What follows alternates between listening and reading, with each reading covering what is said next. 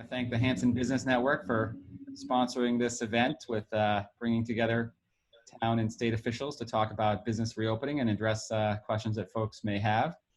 Thank you, Laura. We see John Stanbrook, our town administrator, and James Hickey, our fellow selectman, and Bob Curran from the town hall, Debbie Scriven, and hopefully Arlene Diaz soon. And our resident SBA expert, Barbara Arena. Yep. And who did I miss? I'm sorry if I missed someone. Deb Petty. Deb Petty, apologies. Yes. Hi, Deb. That's okay. I go by many names. Okay. Well, we have two Debs too, so that's going to throw me.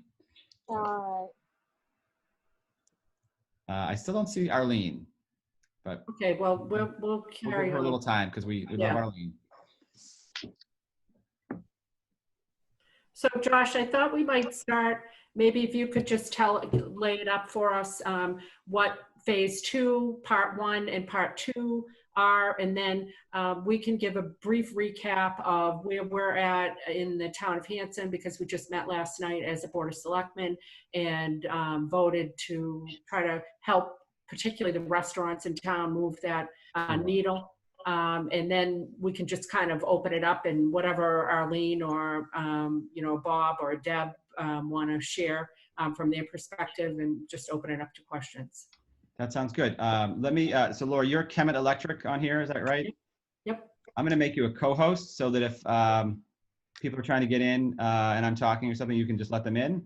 Okay. Or people have, if anybody gets out of hand, like, Barbara needs to be muted. Just joking, folks. All right. So, yeah, so let me do a quick little start. Great transition there, because one of the things I wanted to mention, I'll talk about phase 2, but I wanted to mention restaurants, because I know that's number one, we all love to eat, and we want to support our restaurants. And I wanted to mention that the legislature recently passed a law it's now in effect, was signed by the governor, the Restaurant Relief Act. And that does 4 things, because we all recognize that obviously, all businesses are impacted, of course.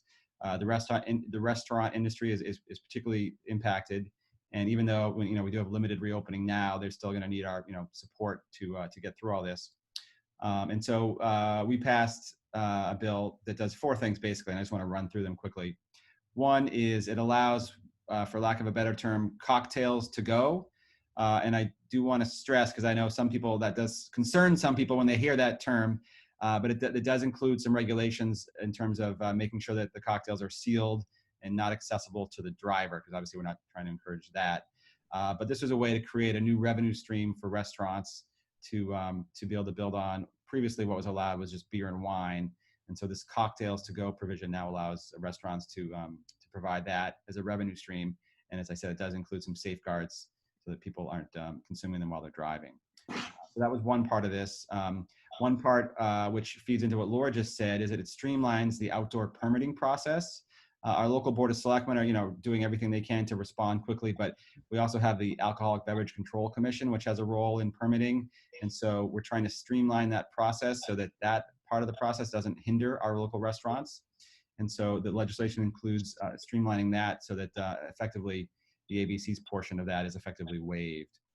It also includes a cap on third-party delivery service fees.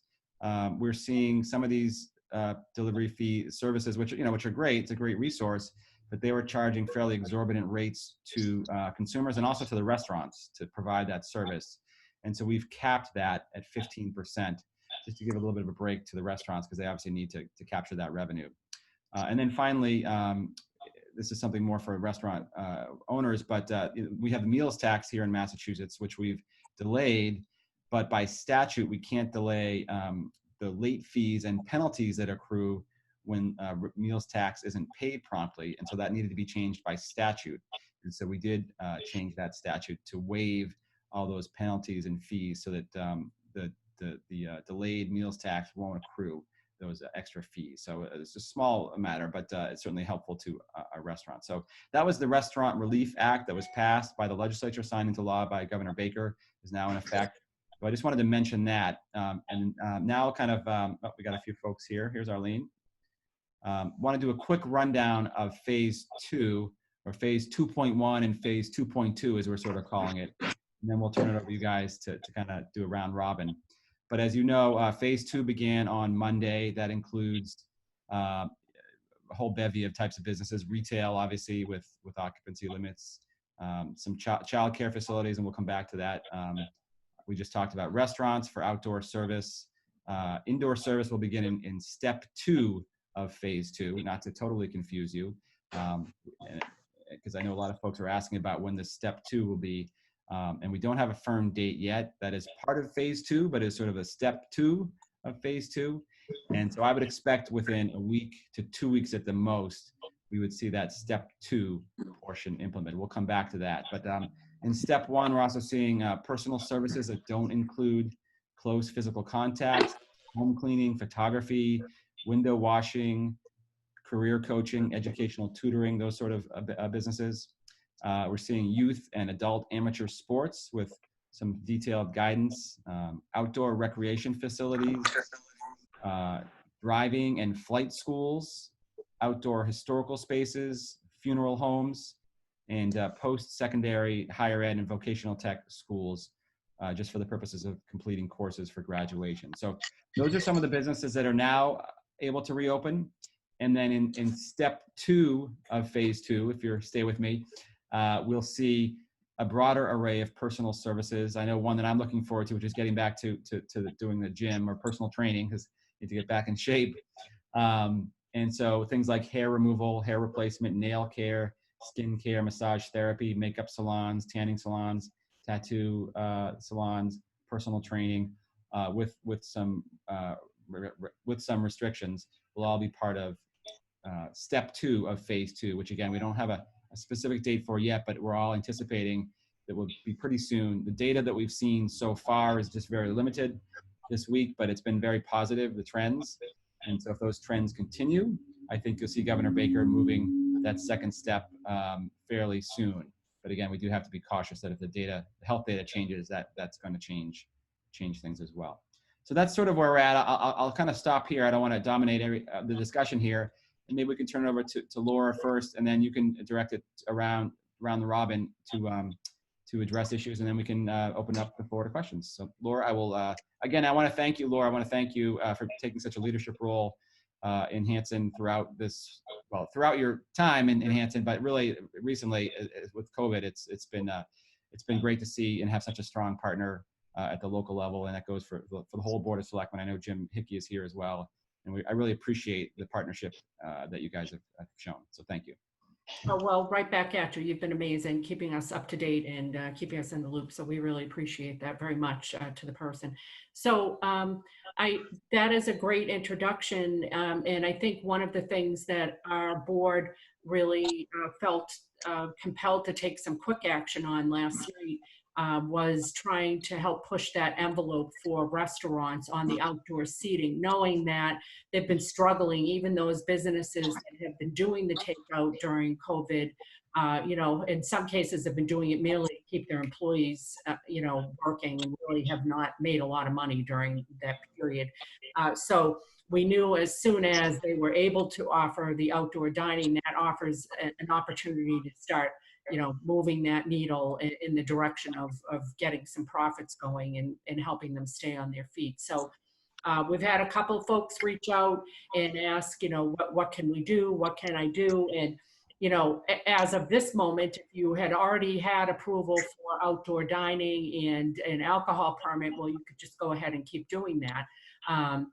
Nobody is stopping that. You're free to pursue it. But what we met about last night was trying to streamline that process so that you are able to contact John Stanbrook. We've got a checklist that he will ask you to fill out, basically saying that, all of the applicable boards and committees, for instance, the, building, Board of Health, et cetera, have all signed off and said that they don't see, you need to kind of present a plan. And when we say a plan, it doesn't have to be, architectural, incredible rendering, but just sort of an idea with dimensions of what it is and where it is that you're proposing to expand. For instance, if you're proposing to expand out into your parking lot, then you'd want to draw that out, give us the dimensions, and you'd have to comply with all building code. And last night we were fortunate enough to be joined by Deb Petty and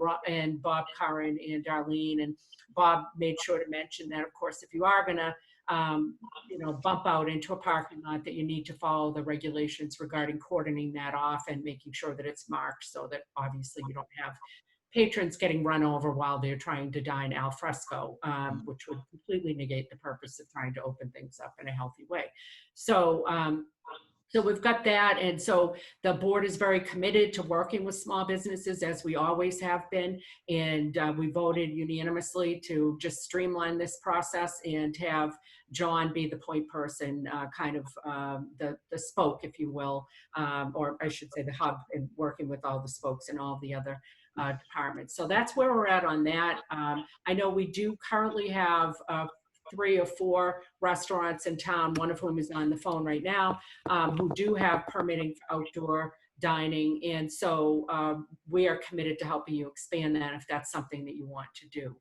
Other than that, I think that the regulations in terms of the retail are fairly self-explanatory, really don't involve all that much intervention or interaction with the town, other than to comply with the health regulations. And of course, their existing zoning, regulations that were in place before COVID came in place. Arlene, did you have anything that you wanted to mention in the way of outreach that perhaps we've got, we may have Gil doing, or the Board of Health doing, or Teresa doing? What kind of communication have we done with businesses to let them know about what the rules of engagement are, and who do people call if they've got questions about complying with those regulations? Arlene, you with us? Arlene, you got to unmute yourself. Hold on. I'll help. Okay. I Start didn't over. realize I was muted. Can you hear me now? We can hear you now. Okay. So Gil has reached out to at least one restaurant. I wasn't aware of maybe one restaurant that, because they closed and then they built their patio, but he will follow up with them to make sure that they have a checklist and that they're following the guidelines. And if people have questions, they can call the Board of Health office. Okay, so I think best bet is if you're concerned about existing regulations and complying, call the Board of Health. If you want to bump out and push the envelope a bit and expand, then contact Mr. Stanbrook at the Board of Selectmen's office, and we will work diligently with you to do that as quickly as possible.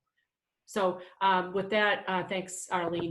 Bob, anything you wanted to chime in on there? Any pitfalls for the unwary? Yes, Laura. My office is willing to come up with site plans and help the restaurants develop a plan that would work in accordance with the Board of Health regulations. Awesome. So it's important that they know that. We often have site plans that are available. I will make copies of them and help them actually fill it out if they need help. That's super helpful. Thanks, Bob. And I just want to reiterate for folks, we have an audience on Facebook Live. So you're listening to a live Zoom here with the Hanson Business Network. And feel free to post a question in the Facebook chat. It's designed for Hanson businesses, but we're certainly happy to try to address other questions. And we have an array of Hanson town officials, including Selectwoman Laura Kemet and Jim Hickey, and our town administrator John Stanbrook. And you just heard from Bob Curran, our building inspector. So just want to make sure everybody knows who's who. So continue. All right, thanks, Bob. That was helpful. Deb, was there anything you wanted to chime in and have people think about, or anything that you thought we should be aware of? No, I think that everything is covered. I do have some regulations back in the office that describe what barriers would be acceptable, and I can give them to Bob, but I'm sure Bob is on top of that as well.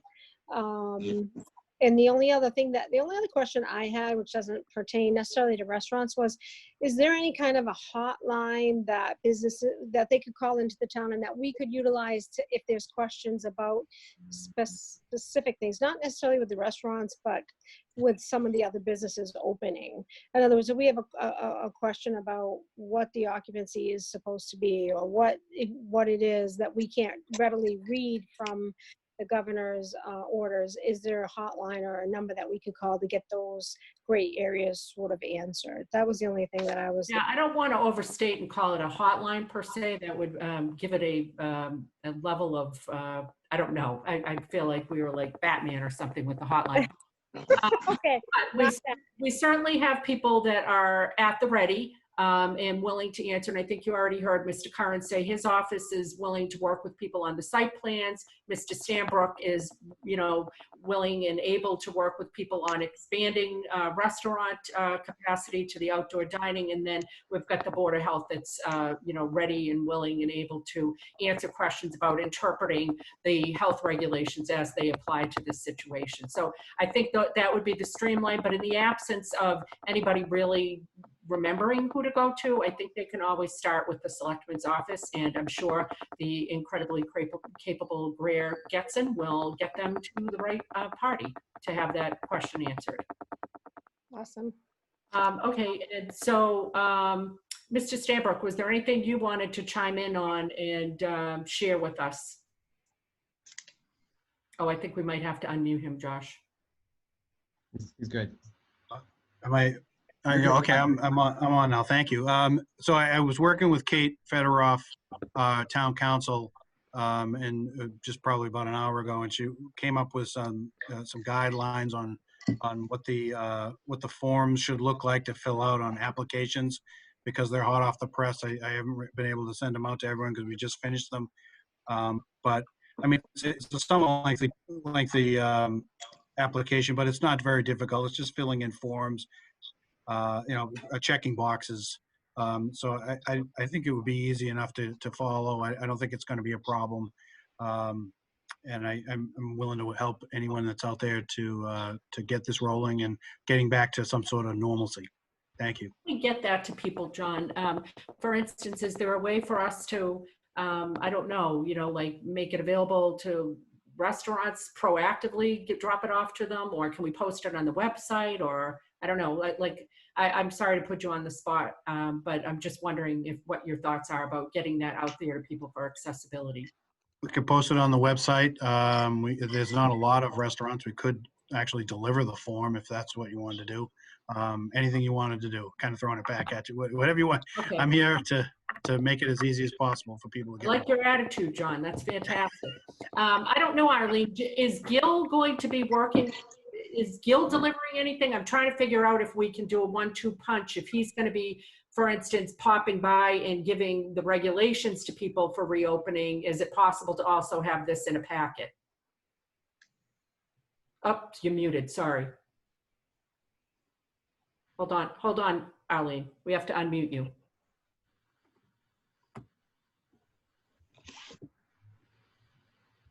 Okay, I should be good now. You're good. Yes, so it's easy enough for that to happen. He has gone out before and dropped off regulations to people, and it would be easy enough to add that application. Because like you said, there's not a lot of restaurants in Hanson that probably would do that. I would think there's more than 4 or 5 at most. Okay, so is that something you'd be willing to communicate to Gil and ask him to circle back with John to work on? Yes. Okay, that would be amazing. Okay, great. I love it. Okay, trying to think if there's anything else. Barbara, I know we've got you on the phone, and not necessarily regarding this piece, the most recent governor's reopening orders, but wondering if you wanted to chime in with us and tell us what's happening in the line of assistance for businesses that might be impacted by COVID-19 and in the way of the various loans and grants. Have you got any thoughts on that? What's happening in that world? Oh, do we have to Barbara, hold on. Take 2. Okay. There you go. Hear me now. Yes. So the biggest changes were the legislation that was signed last week by the president that made major changes to the PPP program. And talk about lengthy forms. That is my life. But I did actually just get an email from SBA about an hour ago that says Treasury Secretary Mnuchin is working on a brand new forgiveness application, round 3, that should take no more than 15 minutes to complete and submit. Wow. That's So, great. Yeah. Everybody was anxious to get the forgiveness form, and I was pretty adamant that It was much like the New England weather. Just wait a minute and it'll change. Don't drive yourself crazy trying to fill out this 11-page form. Now, Barbara, if people are finding, gee, I didn't get in early, and we know it was a real money grab, and with lots of large corporations benefiting from the early round of loans, which was quite unfortunate. And we saw a lot of our folks, local folks, working with certain banks that didn't really have their act together and couldn't pull it over the line. And we did see folks in the second round getting more traction there with some of the local community banks. If I'm a business and I'm saying, geez, I thought I could make it by, I tried to kind of wait as long as I could, but now I find I might need to apply. What's the deal there? Do I still have an opportunity? Absolutely. Do not wait to apply. As of May 30th, there was $90 billion left. And as of June 5th, there was $130 billion left. So I think a lot of those big companies that wound up giving it back to. Well, they were publicly shamed, a lot of them. Yeah. Wound up giving that money back, which put it back in the pot. So that money is still there. And I have a lot of businesses in my portfolio that didn't go for the PPP money, primarily because of the 8-week restriction. Now that they expanded it to 24, for instance, daycare centers. If you couldn't open until potentially June 29th, getting a loan for payroll on April 2nd wasn't going to help you all that much. And there are other things that are eligible for businesses, tax relief that wound up being better for them. Couldn't do both. So what they wound up doing is actually they applied for the PPP in like a week ago and are taking advantage of the 10-day window that SBA allows lenders to disperse those funds. So they'll be pretty close to their opening date and we'll be able to utilize those funds to reopen and help cover payroll while they've lost 3 months of operating revenue. Okay, so all is not lost. That boat has not sailed. No, but move fast, because June 30th, even if there's money still on the table, if there's still money in the pot, PPP ends June 30th. So midnight, the switch gets shut off in the SBA world. Okay, great. That's very helpful. And Josh, what are you seeing or hearing at the state level in terms of any kind of relief for businesses, any kind of grant programs, anything of that sort? Has there been anything discussed? Yeah, there's a lot of, am I muted? Yeah, a lot of discussions. Early on, before the PPP was passed, we did have a small business relief program of $10 million that was authorized that went through very quickly, and then another round was authorized, and that also went through quickly. And there's been some smaller pots of money that have been come available. Obviously, the state is in its own has its own fiscal issues, and obviously the towns are as well. So that's something that continues to be looked at. I think we're obviously looking and hoping that we appreciate the great work that the congressmen, our federal representatives have done, Congressman Keating, Senator Markey, with the CARES Act, the funding there. There's a HEROES Act, which has been passed by the House of Representatives. It does have additional funding for the states. And that would go a long ways to allowing the state and our towns to, close some of the fiscal gaps that we're in and provide some of that relief to businesses. It's not totally clear if that second, or third or fourth iteration of legislation is going to pass, but we're certainly hopeful of that. I would just add a couple of points, and we working with a local business about the PPP. So I'm glad that Barbara brought that up, because I think it's perhaps a misconception that all the money's gone. Well, it's certainly not, and certainly now that businesses are reopening, it makes a lot of sense for businesses maybe that weren't open at all before to now look at that. And so I really urge local businesses to do that, and of course you go through your local bank for the most part to start that process. I wanted to mention a couple other things, just slightly off topic. One issue that we're seeing that impacts business owners and frankly everybody is sadly there's been a scam going around about unemployment, and we're seeing it's part of actually a national criminal syndicate, we believe, that is going around, and they're basically applying for benefits under false names. And then, folks, we're hearing about people, maybe it's impacted somebody here, who have received a letter from the Department of Unemployment saying, "Oh, congratulations, you've qualified for benefits," and they had never applied. And of course, that creates all kinds of issues for, folks who, through no fault of their own, and maybe didn't even realize they got the letter or threw it away, or just the money showed up in their bank account and they, didn't realize it.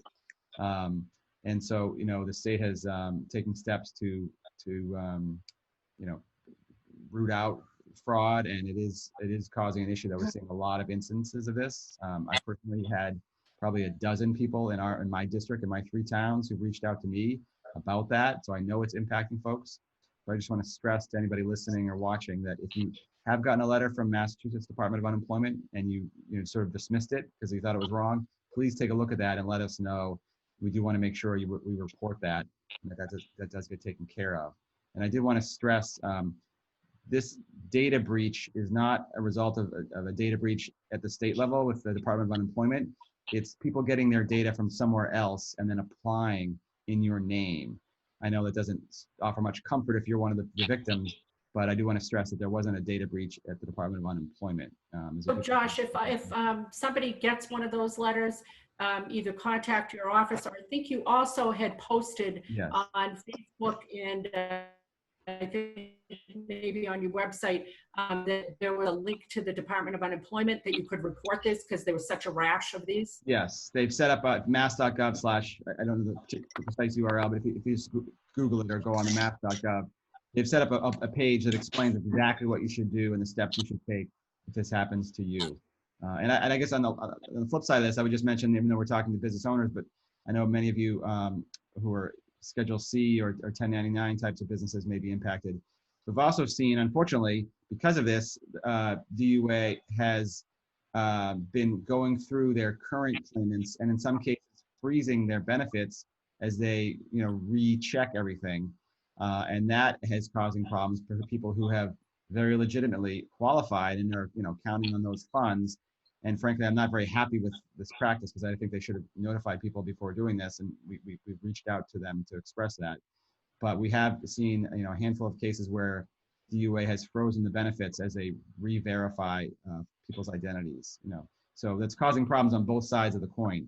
I would say if we could always get these criminals to apply their ingeniousness in a positive way, we'd solve all of our nation's worries. But of course, that doesn't seem to work that way. Same thing happened with me.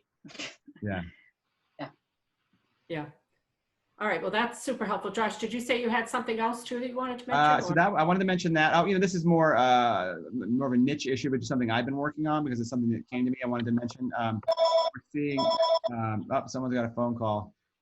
We're seeing. Obviously, everyone's being asked to wear facial coverings. When they're in public or in businesses and stuff. And so we're seeing a soaring demand for facial coverings, and also seeing a lot of folks who are.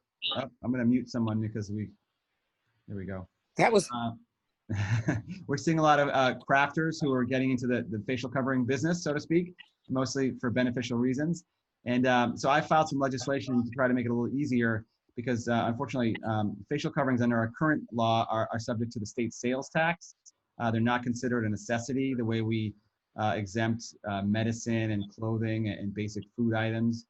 We exempt all them from our state sales tax. But because facial coverings are not considered that, they are taxable. And so obviously that, that discourages, it adds a slight cost when you buy them, but more importantly, it discourages the sort of, cottage industry, I would say, of crafters who are making these masks, these non-medical masks, which is what we all need so that, our medical professionals can use the professional masks. It discourages them from doing that because in theory, if they're not collecting sales tax when they sell them, they could run afoul of the tax collector. So I filed some legislation on exempting facial coverings from our sales tax, and I mentioned it just because we're having a public hearing on that bill this week, and so I'm hopeful that we'll be able to push that through. But wanted to just mention that because that's something that we were working on, and it was in a direct response to feedback that I received from folks in Hanson and Pembroke and Duxbury who were making these some crafty crafters who were doing that. I wanted to mention Gotta that. love them.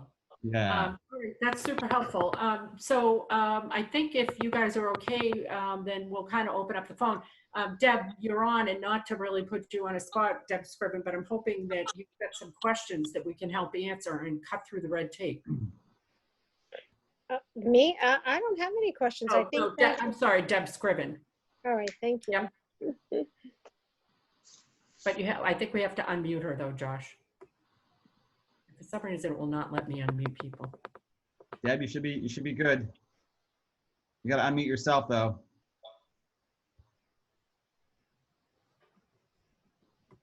I just got a message to unmute, but it's the wrong Deb. That's Deb Scriven we have to do. I think Deb's unmuted on my end. She has to unmute from her end too, I think. It's like a double unmute. Okay. All right. Well, we'll see. Is there anybody else that might have a question while we're waiting for those technical difficulties to resolve? Are we getting any questions in Facebook Live or in chat? Let me just check. Let's see. We have a nice message from Becky Coletta, our friend from Pembroke, former Hanson selectwoman.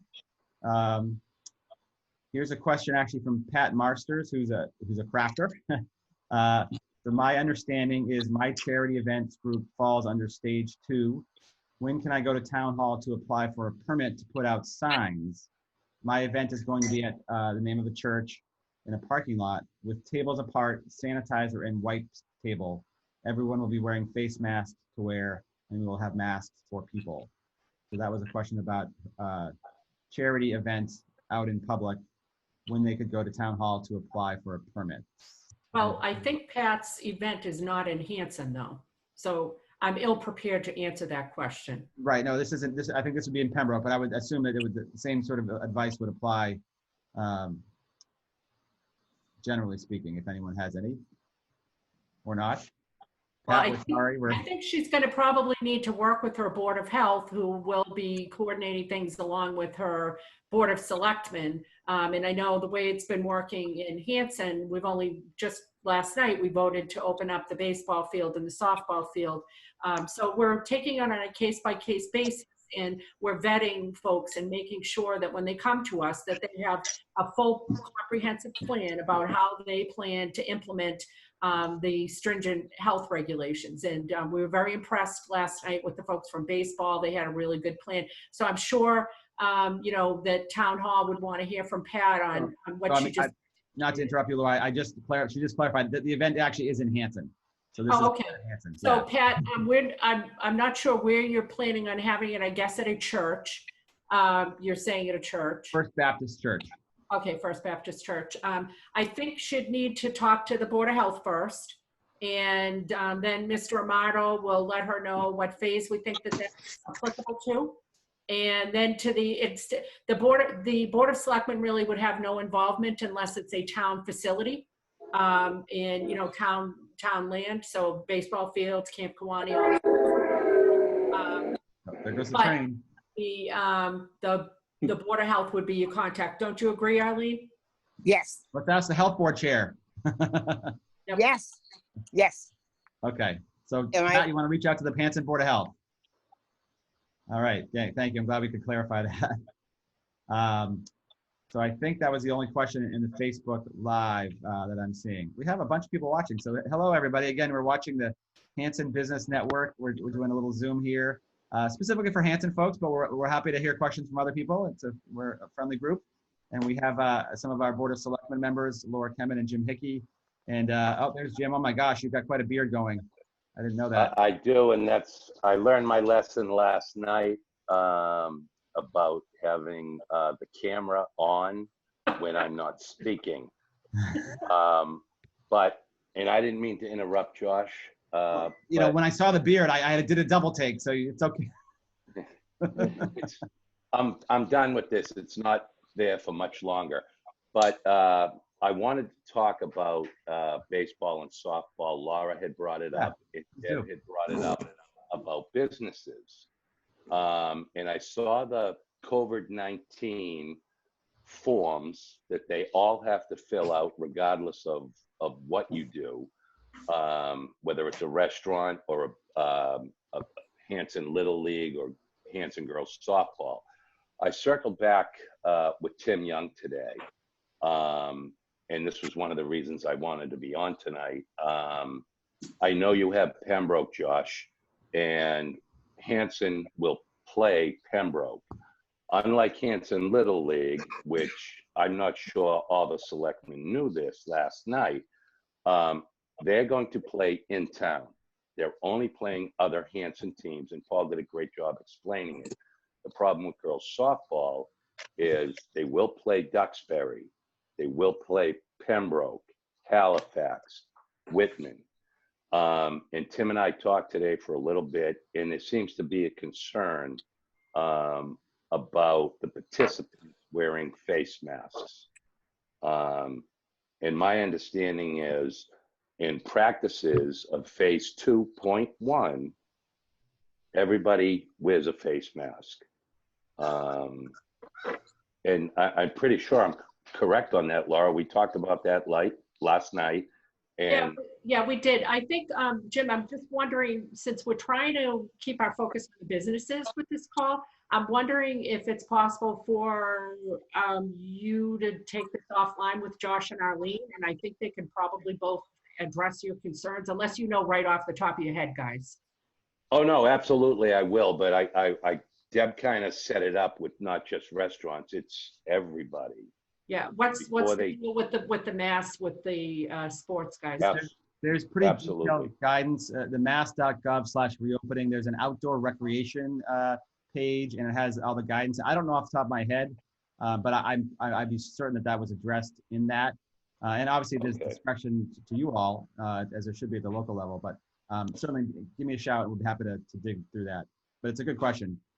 Thank you. You know, Jim, I wonder if it might not be beneficial at some point in the next week or two, if we've got some other sports groups, maybe we could have another roundtable with, you know, like Arlene and Josh, and work through some of those types of questions. Because I'm sure if softball and baseball has got questions, the other guys have got them too.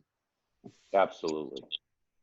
So I do have another question from the Facebook Live here, from our friend Joe Weeks of Hanson.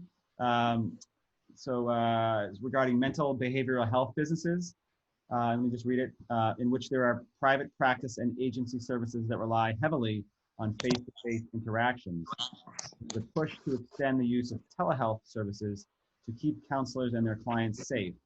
Are there any plans to extend the use of electronic tools to provide those services in the same way it's been allowed over the past 10 weeks? It's been very helpful to the mental behavioral health community. So that was the question from Mr. Weeks. And I guess maybe I'm the one to answer that. I think that definitely is in your ballpark, yes. So we already approved legislation to extend telehealth services to the extent that insurance covers mental or physical health services, that telehealth will be covered equally. So that's an effect that does not run out. Obviously, when the state of emergency is to conclude, which doesn't unfortunately appear imminent, that will need to be readdressed, whether that's going to continue. But for now, that is in effect and fully covered. And I think, frankly, it seems to be working. I've heard really good feedback about it. I don't know how others are. I actually had to call my doctor about something, and it was the easiest thing I'd ever done. I mean, in terms of doctor visit. So you know, that may be part of one of the plus sides, silver linings of this, is that we found ways to do certain kinds of things that will hopefully live with us after we're back to sort of normal. Yeah, so, I agree, and thanks. Happy to talk more about that, Joe, but hopefully that addresses your question. Joe, and thanks for all the good work you do on that and the advocacy you do for mental health. And definitely, I agree, Josh, that this has been one of, I think, the few, you know, maybe positive things that has come, is that the accessibility for people, you know, those impediments to making it to an office, to finding somebody who's local, et cetera, et cetera.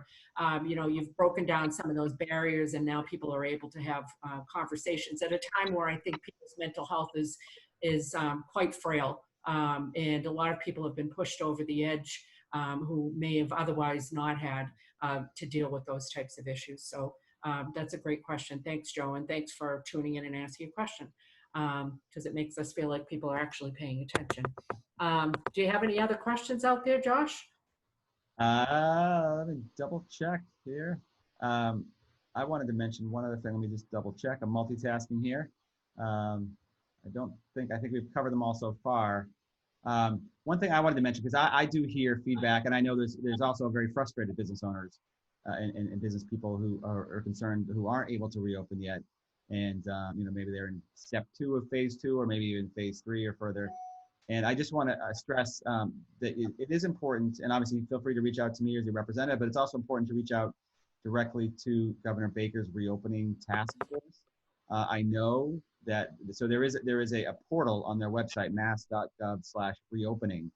There is a portal in which you can submit feedback or suggestions about your particular industry or business. And I know these aren't just getting ignored. I know they've hired a consultant who reviews every single submission, summarizes it, and prepares a report that goes to every member of the recommission panel. So I know that feedback is getting to the people, the deciders here. And so I would urge, obviously reach out to your local elected officials, but do take that added step of reaching out and submitting your feedback to the mass.gov/reopening panel. Because I know, and I hear it, I am very sympathetic as a business person myself, who are frustrated about, where their business is allocated and why are certain businesses open and other businesses are not. There doesn't always seem to be, 100% logic to it. But I would just strongly encourage you to submit that feedback. And I do know that they are listening, and they've already made some adjustments to things based on the feedback. And so I would really urge folks who are in that position to do that. So just wanted to mention that. Thank you, Josh. And yes, I think you've shared that a couple of times, and people were very happy to think that they could express their mostly frustration, if we're honest about it, with the pace at which things were reopening and maybe some of the choices. So I wasn't sure if that was still open, but it's good to know. And do you know how long they're planning on keeping that open, like through till, The duration, yeah. Okay. We're not going to let them close it. Trust me. Okay, we've got a question here from the esteemed Kevin Tachi. And he's saying, are most restaurants able to apply for outside seating, or is there a certain requirement? So I think we did discuss that earlier on in the conversation, but yes, all restaurants in Hanson are able to apply for outside seating. The ones that already have the outside seating, of course, it's going to be far easier for us to have them bump that out and increase their capacity. Mr. Curran, thoughts on that in terms of, if I don't already have outside seating, what's my process look like? My opinion is the process would be to just come in with a plan, or just call my office, and I will help them locate a spot that would be safe. And then once they come up with a barrier, we'll ask the police chief to approve it and the Board of Health, and we'll go through that process. Okay. There was talk of a restaurant such as Damien's that they could extend out into the parking lot. And because the seating is going to be limited, that's going to limit the number of spaces required for parking. Right. So I don't think that would be an issue. The biggest issue would be barriers that would be sufficient to protect the customers. Okay, and again, to emphasize, Mr. Curran, your office is there at the ready, wanting to help people and move this process along. Yeah, there's been a few businesses that have called me and I've given them ideas. So I think it will work out really well. And I'm just kind of concerned about when we're going to be able to open up for inside. I think that's just a matter of a few more weeks, right? So yeah, inside restaurants with seating limitations obviously is step 2 of phase 2. So that, we don't have a firm date yet on that, but that, that would be, I would expect, within a week to 2 weeks at the most. Assuming yeah, so that's going to be helpful. Yeah. So we need to make sure Kevin gets well fed at the next restaurant. Thanks for the question, Kevin. We miss seeing you around. Okay, great. Any other questions? Jim, was there anything that you wanted to chime in on? I know you were at our meeting last night when we had this conversation, and we're all committed to moving this forward. I wasn't sure if there was something you might wanted to add to the conversation. Or...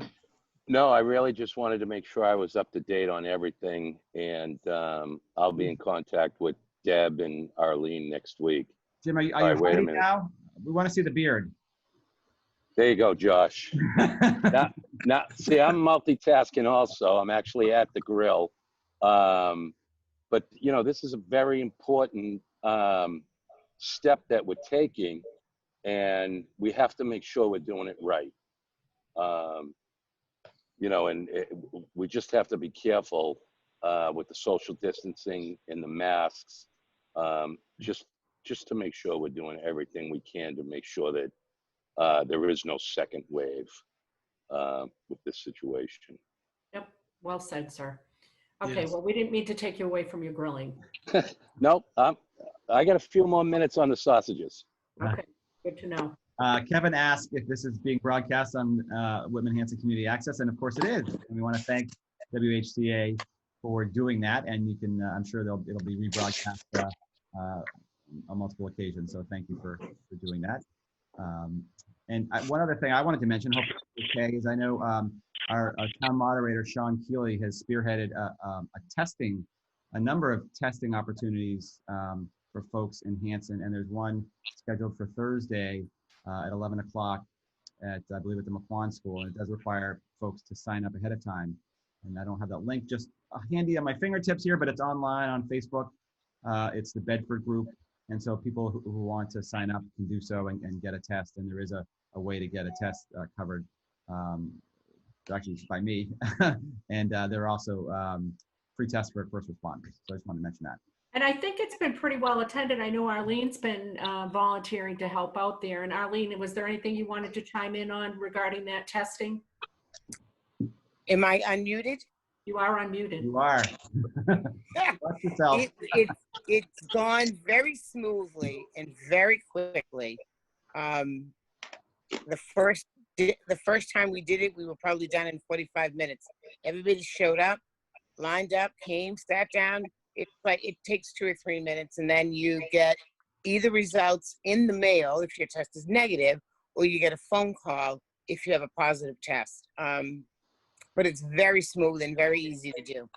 Okay, and again, just so people know, that window for reserving a slot may be closing tonight, right? Because it's Wednesday and the testing is tomorrow. So if you want to get that, I don't know what the time frame is, but you got to get in there and reserve that slot for the test. And Arlene, again, if I'm new to this, I don't know what the process is. I drive up in my car, I've got my appointment. What happens? Once you register, you're given a number, and you display that number on a piece of paper in your car. Plus we have numbers and the person's name. So what Sean has been doing is he goes out to the parking lot and directs the person when it's their turn to come up and be tested based on the name and number. Then it's verified, the person gets their test, and they're on. Okay, all right. Very quick. All right, thank you. Good information, and thank you guys for helping to put that together. All right, Mr. Cutler, I think that is a summary of what, I'm sorry, I am getting a question from Mr. Hickey. What time is the testing tomorrow? 11 a.m. Starts at 11 a.m. and it's bedfordresearch.org/Hanson. And what time does it end? And it is once we've completed all the tests. Okay, so like 1-ish or what? It really depends on how many people sign up. If only a small amount sign up, we may be there for an hour. Okay. So, and I think he does bring 1 or 2 extra test kits so that if somebody's not able to get online to do it, they may be able to do it tomorrow on the site. Okay, but just a couple. So really you want to register tonight if you can. Yes. Okay, well, this has been a lot of great information. I don't know if anybody on the phone had any questions. I was hoping Deb Scriven would have an opportunity to have her questions answered, but we can always answer those in person. So again, if people have got questions about implementing from hey, my business Y or Z, what do I need to do? Contact the Board of Health. If you've got questions about pushing the envelope on the outdoor restaurant seating and you've already got seating, then contact Mr. Stanbrook. And as you can see, Mr. Curran is already drawing up outdoor plans for somebody. I'm just joking, but Mr. Curran's office is committed to helping businesses who don't already have the outdoor seating, who are a restaurant, coming up with those plans and being responsive. So we've got a great team up at Town Hall there to support you, including Deb Petty, who's also on the phone with us. And we've also got some great partnership with the folks at the state who know the pain that the business is going through and are trying to advocate. So I thank you all for participating. I thank you all for helping everybody out, and hopefully we'll get through this sooner rather than later. Great. Thank you. Thank you, Thank you. everybody. Take care. Thank you. Good night. Thank you. All right, Good night. everyone.